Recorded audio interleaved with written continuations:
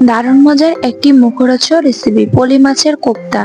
অনেকে এই মাছ পছন্দ করে না ভীষণ কাঁটা থাকার ফলে, তাই আজ আমি খুব সহজভাবে কাঁটামুক্ত এই পলি মাছের কোপ্তা আপনাদেরকে তৈরি করে দেখাবো।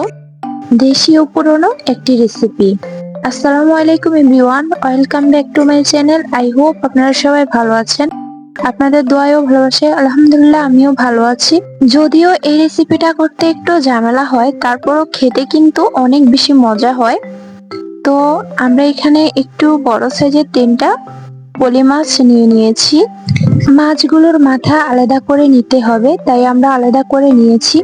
শিলপাটায় মাছটাকে আলতো হাতে ছেঁচে ছেঁচে মাংসটাকে বের করে নিতে হবে। আমরা কিভাবে করছি খেয়াল করলেই বুঝতে পারবেন আপনারা। আজকে আমরা খুব সহজভাবে পলি মাছের কাটা কিভাবে সরিয়ে মাংসটাকে আলাদা করতে হয় পুরো প্রসেসটা আপনাদের সঙ্গে শেয়ার করব।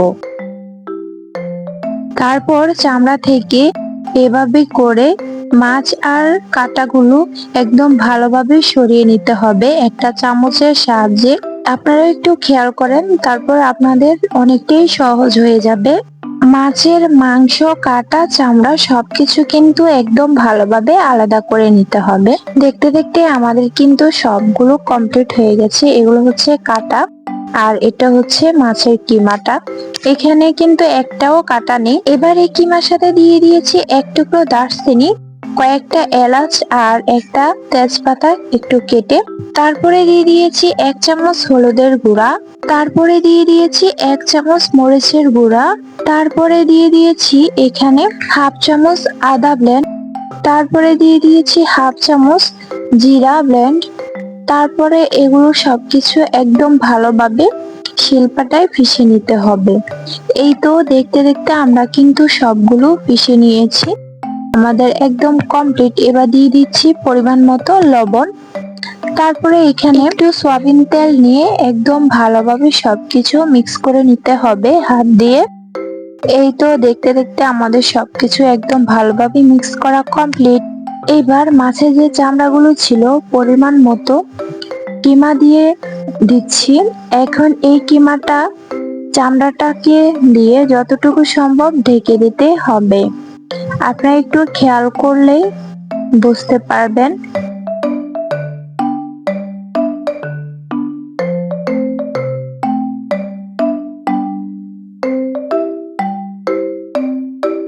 চামড়া দিয়ে কিমাটা একদম ভালোভাবে ঢেকে নেওয়া কমপ্লিট।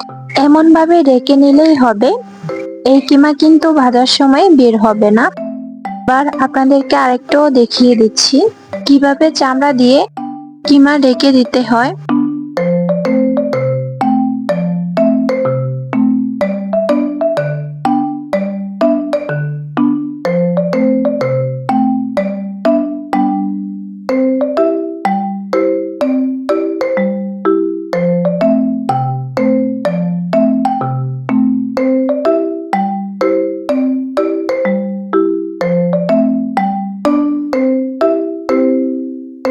একে করে আমাদের কিন্তু সবগুলো বানিয়ে নেওয়া কমপ্লিট। এবার এগুলো ভেজে নিতে হবে, তাই একটা কড়াইতে পরিমাণ মতো তেল দিয়ে নিয়েছি। এই তো দেখেন আমাদের সবগুলো কিন্তু একদম সুন্দরভাবে আমরা বানিয়ে নিয়েছি কোপ্তাগুলো। এবার তেলটা গরম করে তেলের মধ্যে দিয়ে দিব।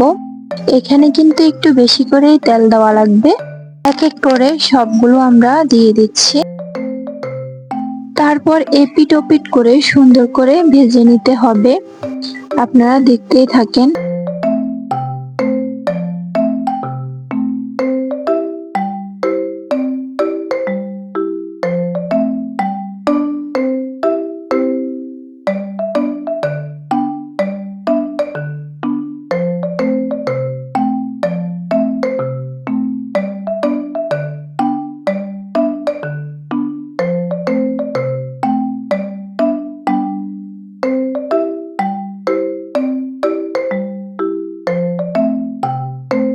দেখতে দেখতে আমাদের কিন্তু ভেজে নেওয়া কমপ্লিট। এগুলো গোল্ডেন কালার হলেই উঠিয়ে নিতে হবে। এক এক করে আমরা সবগুলো উঠিয়ে নিব। আপনারা চাইলে এভাবে গরম ভাতের সাথে খেতে পারেন। উপরে কিন্তু একদম মচমচে হয়েছে। আর ভিতরে একদম সফট। এগুলোর স্বাদ বাড়ানোর জন্য আমরা আরেকটা প্রসেসে রান্না করব। তাই এবার এগুলোকে মাছের মতো করে একদম সুন্দর করে পিস পিস করে নিতে হবে। একটু খেয়াল করেন আপনারা, তাহলেই বুঝবেন।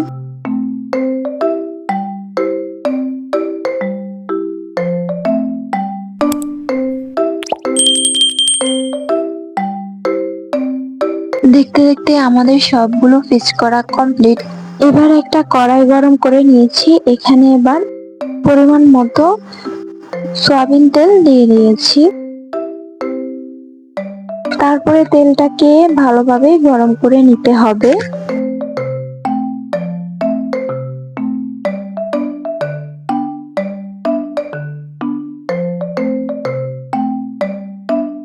এবার এখানে দিয়ে দিয়েছি পেঁয়াজ কুচি।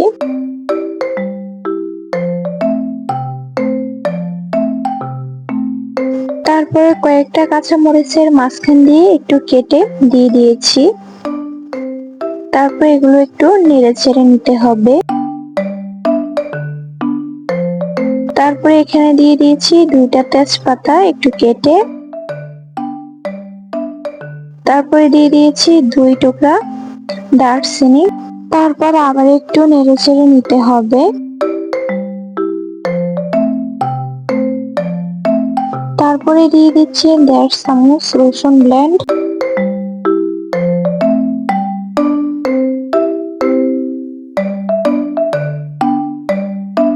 তারপর আবার একটু নেড়ে চেড়ে নিতে হবে। তারপরে দিয়ে দিচ্ছি এখানে আদা ব্লেন্ড 1 চামচ। তারপর আবার একটু নেড়ে চেড়ে নিতে হবে। তারপরে দিয়ে দিচ্ছি হলুদের গুঁড়া। তারপরে দিয়ে দিচ্ছি মরিচের গুঁড়া। আপনারা আপনাদের পরিমাপ মতো নিয়ে নেবেন। তারপরে আবার একটু নেড়ে চেড়ে নিতে হবে। তারপরে দিয়ে দিচ্ছি পরিমাণ মতো লবণ।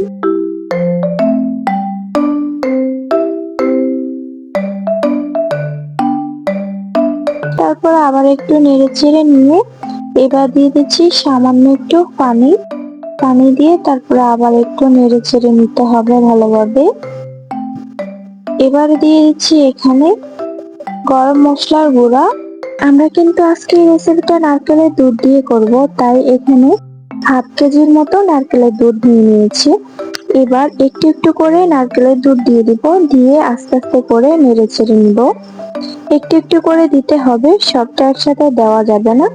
আমরা একটু একটু করে দিচ্ছি আর নেড়ে চেড়ে নিচ্ছি, আপনারা একটু খেয়াল করেন। আপনারা চাইলে আমরা যে সাধারণত মাছ ভাজি করে খেয়ে থাকি ওইভাবে করতে পারেন, তো আমরা আজকে নারকেলের দুধ দিয়ে করছি। এবার সবটা নারকেলের দুধ দিয়ে দিয়েছি। এবার একটু নেড়ে ছেড়ে নিব। এভাবে করে রান্না করলে অনেক বেশি মজা হয়। এভাবে করে কারা কারা খেয়েছেন অবশ্যই কিন্তু কমেন্ট করবেন, আর যারা খান নাই অবশ্যই অবশ্যই একবার হলো ট্রাই করে দেখবেন, আপনাদের কাছে অনেক বেশি ভালো লাগবে। এবার আস্তে আস্তে করে এগুলো কষিয়ে নিতে হবে ভালোভাবে।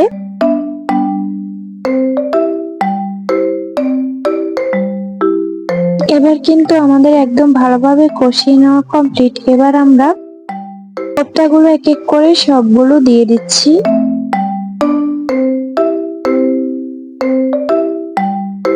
তারপর একটু আলতো হাতে নেড়ে ছেড়ে নিতে হবে। হয়তো রেসিপিটা করতে একটু কষ্ট হয়, কষ্ট হলেও যখন আপনি রেসিপিটা খেতে যাবেন নিমিষেই কষ্ট ভুলে যাবেন, এত বেশি মজা হয় এই রেসিপিটা। এবার এখানে সামান্য একটু চিনি দিয়ে দিয়েছি। চিনিটা আপনারা চাইলে স্কিপ করতে পারেন, চিনিটা দিলে খেতে কিন্তু অনেক বেশি মজা হয়, তাই আমরা সামান্য একটু চিনি দিয়ে দিয়েছি, আপনারা চাইলে স্কিপ করতে পারেন। এভাবে করেই আমরা 2 মিনিট রান্না করে নিব। এই তো দেখতে দেখতে আমাদের কিন্তু একদম কমপ্লিট। দেখেন কতটা লোভনীয় হয়েছে আমাদের আজকে এই পলি মাছের কোপ্তা। আমার পুরো ভিডিও যারা ফার্স্ট থেকে লাস্ট পর্যন্ত দেখেছেন, আশা করি এই লোভনীয় পলি মাছের রেসিপি আপনারা তৈরি করতে পারবেন। আমার ভয়েসটা এমন শোনা যাচ্ছে কারণ আমি একটু অসুস্থ, প্লিজ কেউ কিছু মনে করবেন না। তো আজকে এই পর্যন্তই, সবাই ভালো থাকবেন, সুস্থ থাকবেন। দেখা হবে নেক্সট ভিডিওতে। আল্লাহ হাফেজ।